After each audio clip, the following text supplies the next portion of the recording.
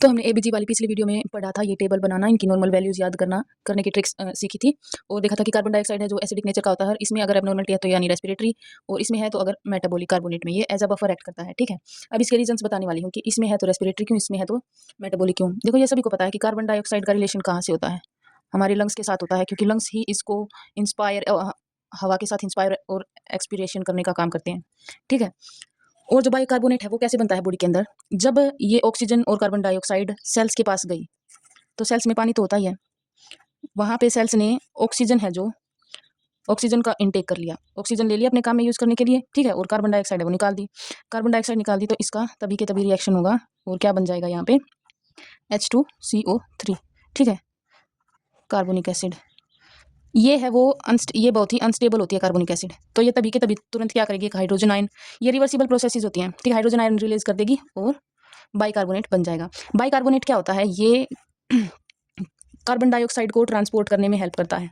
Carbon dioxide को कहाँ लेके जाता है, लंग्स के पास, act as a buffer system. मान लो ब्लड के अंदर जब एसिडिक मीडियम ज़्यादा बढ़ गया, यानी कार्बन डाइऑक्साइड ज़्यादा बढ़ गया, या एसिडिक है ज़्यादा बढ़ गया, तो उसको नॉर्मल करने के लिए बफर का काम करता है ये बाइकार्बोनेट। और ये कहाँ रहता है, किडनी में।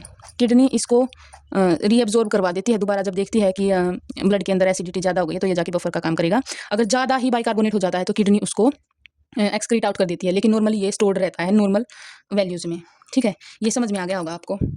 दूसरा कॉन्सेप्ट देखो, मैंने आपको समझाने के लिए ये टेबल बना लिया, 2 क्वेश्चन लेके आई, आपको जब भी क्वेश्चन सोल्व करनी है 10 सेकंड लगेगी, 2 सेकंड लगेंगे, बस ये टेबल बना लो। ठीक है, आसानी से हो जाएंगे। 7.20 यानी कि कम है, 7.35 से एसिडिक हो गया। CO2 कितने, मोर देन 45, एसिडिक हो गया।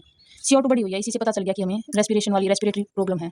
तो फिर भी HCO3 को, इसको बाइकार्बोनेट को चेक कर लेंगे, ये 24 है, यानी कि नॉर्मल रेंजेस में। ठीक है, ये क्या है, नॉर्मल है ये। तो ये क्या निकल आया, CO2 बड़ी हुई है, यानी CO2 जहाँ भी हो एबनॉर्मल हो तो रेस्पिरेटरी प्रॉब्लम है। कैसी बड़ी हुई है, एसिडिक, रेस्पिरेटरी एसिडोसिस हो गया। ठीक है, हो गया ये आंसर। दूसरा क्वेश्चन है 7.50 pH है, 50 pH है यानी कि एल्कलाइन। ठीक है, सॉरी एल्कलाइन, और ये 38, CO2 कितना है 38, यानी कि नॉर्मल में। ठीक है, तो ये क्या हो गया, नॉर्मल, यानी कि इसमें रेस्पिरेशन में प्रॉब्लम नहीं है, प्रॉब्लम आ गई मेटाबॉलिक में। देख लो, एलिमिनेट करना है आपको मेटाबॉलिक एल्कलोसिस, फिर भी हम वैल्यू चेक कर लेंगे 30 मोर देन 26। ठीक है, आगे answer metabolic alkalosis. Long video में जाना, वहाँ पे और ज़्यादा डिटेल में बहुत सारी चीज़ें समझाई हैं, एबीजी एनालिसिस, इस तरीके से टॉपिक क्लियर किया है मैंने कि चाहे जहाँ से भी जो भी क्वेश्चन पूछ ले एबीजी के से रिलेटेड वो आप अच्छे से आसानी से कर लोगे। Thank you.